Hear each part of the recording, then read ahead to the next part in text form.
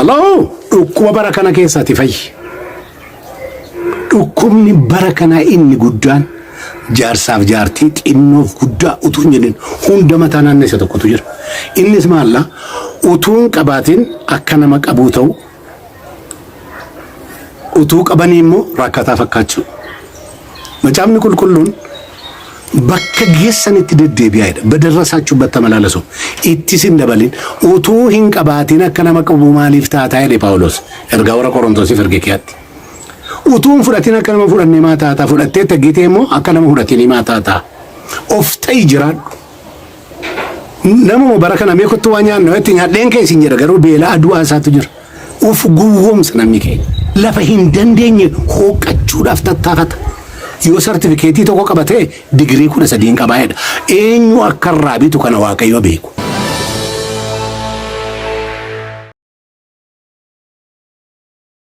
Oduu angafootatiin eegala namichi Keeniyaa ani Yesuus ofiin jedhu poolisiidhaan gaaffii waamamuu isaa ibsamee jira. Bal'ina odeessa kanaa qabannee jira kan isin biraan geenyu ta'a.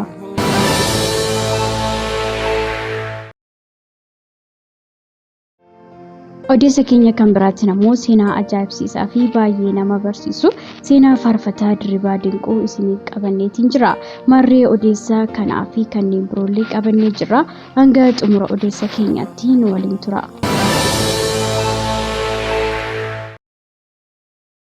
Odeessa keenya kan biraatti namoo yakka shororkeessummaa goobazii dabalatee namoota 6 irratti ittiin himatamanii qorannoo dabalataatiif guyyaan 14 eeyyamamuun ibsame.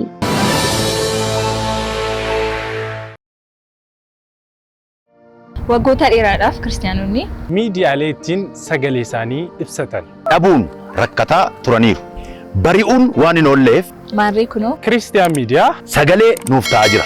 Kanaaf miidiyaa haqaa odeeffannoo dhugaadhaaf wayitaawaa YouTube Kiristaan miidiyaa subscribe like share godha. warra sagalee dhabaniif sagalee ni taana. Yesuus fayyisaadha.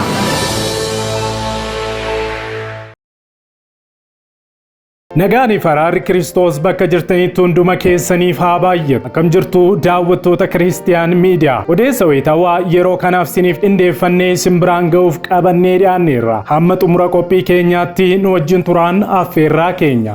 Yeroo jalqabaaf gara chaanaalii sagalee Kiristiyaanotaa ta'ee Kiristiyaan miidiyaatti kan dhuftan subscribe godhachuudhaan mallattoo beelii sana fuulduratti isinii ba'u ala tokko gadi tuquun ol kan jettu irra kaawwachuu hin dagatina. Kana gochuu keessaniin odeeffannoowwan kiristiyaanummaa wayita karaa chaanaalii keenyaa gadhiifaman hunduma dursee akka isin naqqabuuf isin gargaara. Yaadaaf gaaffii keessan koomentii irratti nu qoodaa. Like share gochuudhaanis guddina chaanaalii keenyaa keessatti gahee keessan ba'a. Kallattiidhaan odeeffannoo yeroo kanaaf isiniif qindeeffannetti wal wajjin hadabarru.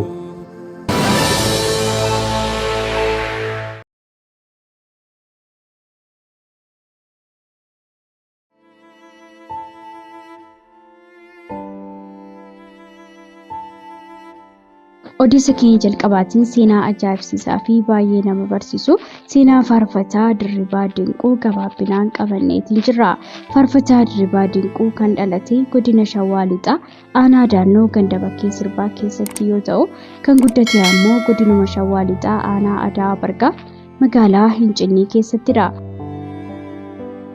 Faarfataa Dirribaa Dinquun ijoollummaa isaatti nama jireenya mijataa dabarsee yookaan jaalala haadhaaf abbaa argate osoo hin taane amma muraasaas ta'uu faarfataa rakkina hedduu keessummeessedha. Abbaa fi haati faarfataa Dirribaa Dinquu yeroo sanatti gargar ba'anii waan turaniif carraan isaa fi obbolaasaa dhaqqabe mana namaatti galanii miindaa malee ormaaf ergamuus ture. Maarree faarfataa Dirribaa Dinquunis mana namaatti galee buddeena nyaatee bulu qofaaf namaaf ergamaa kan ture yoo ta'u guyyaa tokko garuu firri isaa tokko garaa laafee fi manumaa fira isaattis kan gale yoo ta'u firri isaa sun guyyaa tokko midhaan boqqolloo qotatee qabu toora 2 faarfataa Dirribaa Dinquutiif bifa kennaatiin kenneefi sana booda innis gosa midhaan boqqolloo firri isaa bifa kennaatiin laateef sana gurgurachuudhaan jabbii tokko ittiin bitate. Haa ta'u malee jabbii sun gaafuma inni bitee kaastee dhukkubsachuu eegalte. Faarfataa Dirribaa Dinquun egaa kanumarraa ka'uudhaan jireenya abdii kutannaa guddaa keessa kan gales yoo ta'u biyya sanaa baduufis murteesse. Sana booda jabbii sanaa qarshii 90tti gurgurachuudhaan biyya itti dhalate san keessaa kan deemes yoo ta'u, manaa ba'ee waan hin beekneef kana malees namni inni ilaalee adeemu waan hin turreef karaa irratti miidhaa cimaa keessummeesse. Keessumaayyuu guyyaa 3 beelaan miidhamuudhaan guyyaa arfaffaatti daabboo tokko bitatee lubbuusaas oolche. Maarree gara aanaa Adaa Birgaatti yeroo seenettis carraan isaa ammas jireenyuma inni baqatee biyyaa ba'e jireenya mana namaatti galanii namaaf ergamuu ture. Haa ta'u malee jireenyuma abdii kutannaa san keessa osuma jiru bakka firrii fi maatiin jabaadhu jedhuun hin jirretti lafa qophaasaa ta'ee jirutti bara 1990 keessa Waaqayyoos garasaa dhaqe. Faarfataa Dirribaa Dinquun yeroo ijoollummaa isaatti osoo loon eeguu rooba roobeen lolaadhaan fudhatame barbaadamee argamuudhaan torbee 2 boodas of baruu danda'e. Maarree taateen kun mudannoo hedduu ulfaataa ta'us yeroo rakkisaa fi abdii kutannaan guutame san keessa Waaqayyoo halkan tokko abjuudhaan garasaa dhaquudhaan ati har'aa booda ni faarfatta jechuudhaan sagalee abdii itti hime. Maarree halkan keessa sa'aatii 9tti sagalee kana kan dhaga'e yoo ta'u, ganama sa'aatii 11 irratti faarfannaa hedduu nama ajaa'ibsiisan faarfachuu eegale. Sana booda sababa inni galgala faarfatu irraan kan ka'e mana maatii inni bira taa'u keessatti sagantaan addaa eegalame.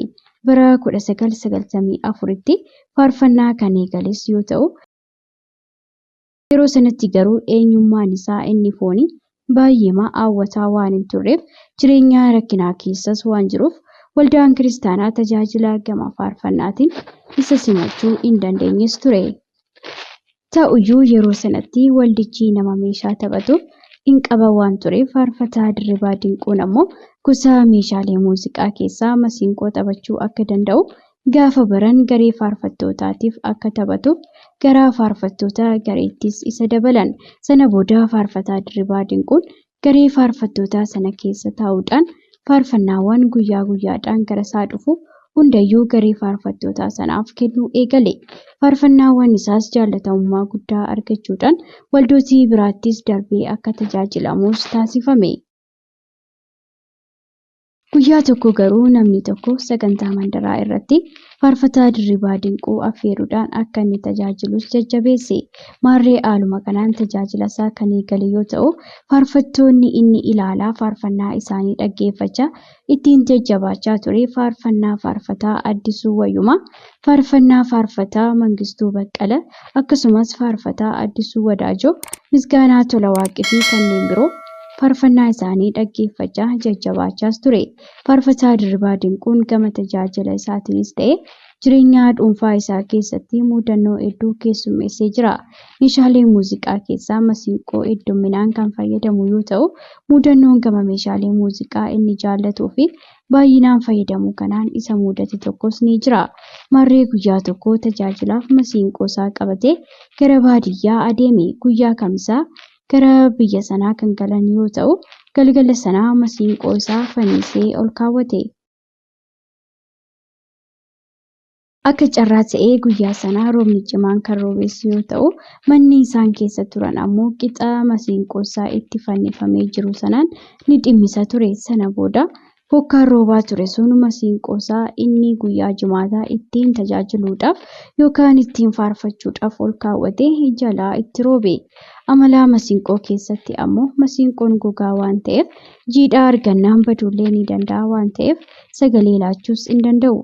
Sana booda jaarsi waldaa faarfataa Dirribaa Dinquu bira dhaquudhaan wayyoo masiinqoo kee roobni itti si jalaa roobee jedhee gadduudhaan falaa itti barbaadus jalqabe. Jaarsi waldaa kun masiinqoo sana fuudhee akka ho'uuf abiddatti qabus eegale. Haa ta'u malee osuma ho'isu inni ammoo abiddatti gubee nan sirreessa jedhees inumaayyuu balleesse.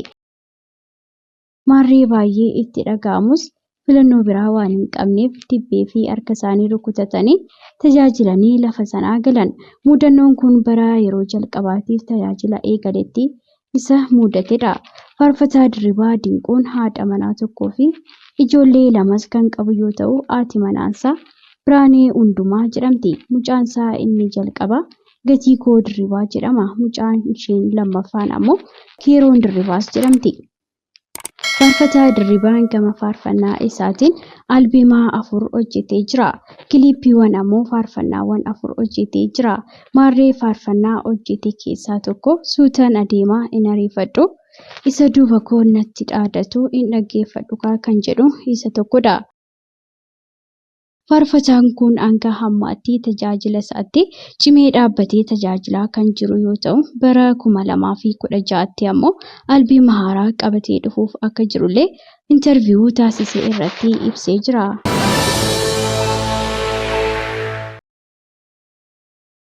Odeessa keenya kan biraatiin ammoo namichi Keeniyaatti ani Yesuus ofiin jedhu poolisiidhaan waamamuunsaa ifa ta'eetiin jira. Biyya Keeniyaa keessatti waldaaleen kiristaanaa fi geggeessitoonni amantii barsiisa sobaa adeemsisan irratti tarkaanfii mootummaan fudhachaa jiru wal qabatee poolisiin lallabaa amantii falmisiisaa gaaffiif akka dhiyaatu ajajeera. Illiidwii keensaa Yesuus isaa ta'uun gaarii jedhamuun beekamuu fi garee Yerusaalem ishee aaraa jedhamu hoogganuu kuni waa'ee barsiisa isaa shakkisiisaa gaafachuuf poolisiin isa waameetiin jira. Maarree namni kun miseensota waldaa isaa keessatti argaman Yesuus akka ta'e amansiiseera. Obbo Wiikensaan duukaa buutota 12 kan qabu yoo ta'u, maqaan isaas ijoollee Yaaqoob isa macaafa qulqulluu keessatti barreeffameen moggaafameetiin jira. Lallabaan kun garuu balleessaa ajajni hidhaa akka itti ba'u taasisuu hin dalagne jechuudhaan wangeela lallabuun alattis homaa hin balleessine jechuudhaan dubbachuusaa miidiyaaleen biyya keessaa gabaasaniiru. Maarree waamichi nama kanaas qorattoonni Kiliifii keessatti reenfa dabalataa namoota barsiisa paasterii amananii of balleessanii du'an namoota 21 boolla qotame keessaa baasuudhaan booda akka ta'e akka dhaga'ames ibsameera. Lakkoofsi namoota beelaan du'an kanaas yeroodhaaf yookaan hanga hammaatti 133 irra ga'ee jira jedhameetiin jira. Paasteriin Good News International Church miseensota waldaasaa amma du'anitti akka beelaan ajaje Pool Meekaanziin dhaddachatti dhiyaachuuf akka ta'es eegamaa jira. Namoonni dhibbaan lakkaa'aman biiroon ammallee achi keessatti du'anii akka argamanis ibsameetiin jira. Pireezidaantiin biyyattii Wiiliyaam Ruutoon koomishinii hundeessuudhaan gareen amantii shaakaa hoolaa bulchiinsa Kiliifii qoratamaa jira jedhan. Poolisiin bulchiinsaa ollaa Kiweelii wiixata darbee daa'imman 50 dabalatee namoota 200 ol gochaa amantii namoota gara bosonaatti buusan irraa baraaruusaas ibseetiin jira. Odeessa keenya kan biraatiin ammoo yakka shororkeessummaa goobazee dabalatee namoota 6 irratti ittiin himatamanii qorannoo dabalataatiif guyyaan 14 eeyyamamuun ibsame. Manni murtii yakka shororkeessummaa goobazee dabalatee namoota 6 ittiin himataman irratti qorannoo dabalataa akka taasifamu guyyaa 14 eeyyamee jira jedhame. Manni murtii olaanaa federaalaatti dhaddachi yeroo tokkoffaa ramaddii lidataa shakkamtoota kanneen irratti qorannoon dabalataa akka taasifamu guyyaa dabalataa 14 poolisiif eeyyameetiin jira. Dhaddachi yeroo kun ka'umsa yookaan ammoo ka'umsa shakkii poolisiitiin goobazee dabalatee namoota kanneen biroo irratti dhiyeessan qabxii isaan falmii abukaatoo shakkamtoonni kanneen dhiyeessan ilaaluudhaan qorannoo ajaja kennuu fi beellama guyyaa har'aatti qabeetiin jira. Dhaddacha yeroo kanaan gaaffii wabii shakkamtoota yeroof kuffisuudhaan barbaachisummaa ta'uusaa qorannoodhaan dabalataa yookaan ammoo qorannoon dabalataa barbaachisummaa ta'uusaa hubachuudhaan guyyaa 14 qorannoo dabalataatiif eeyyamuusaa beeksiseetiin jira.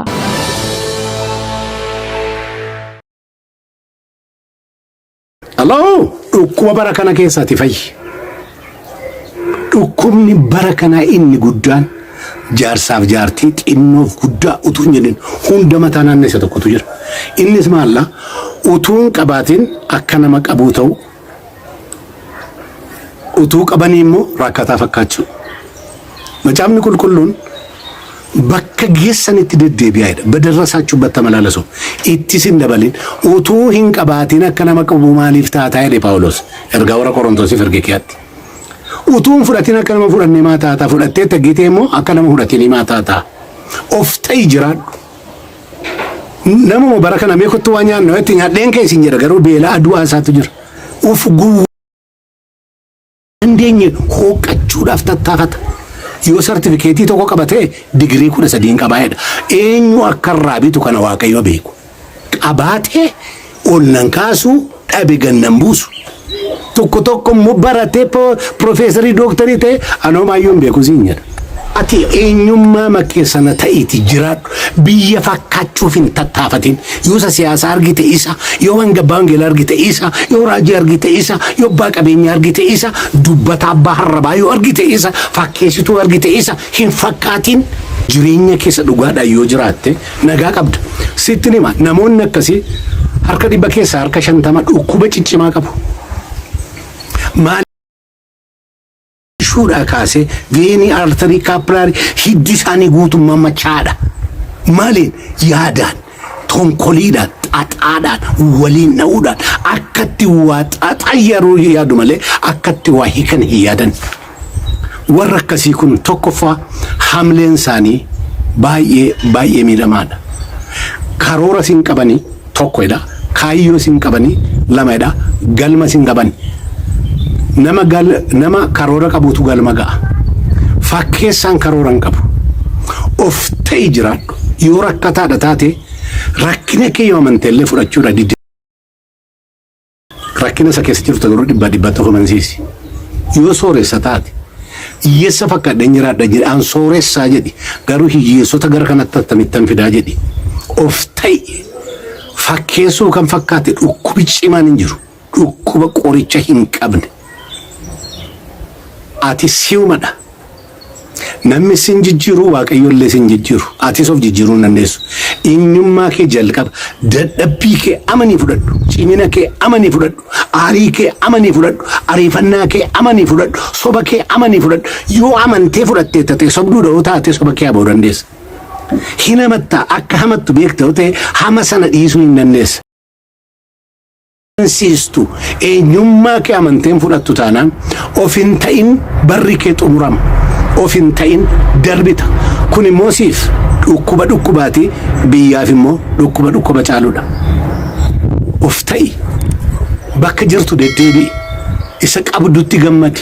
Waan argattetti galateeffadhu.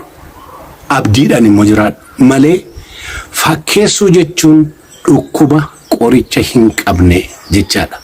Of amansiisii jiraadhu.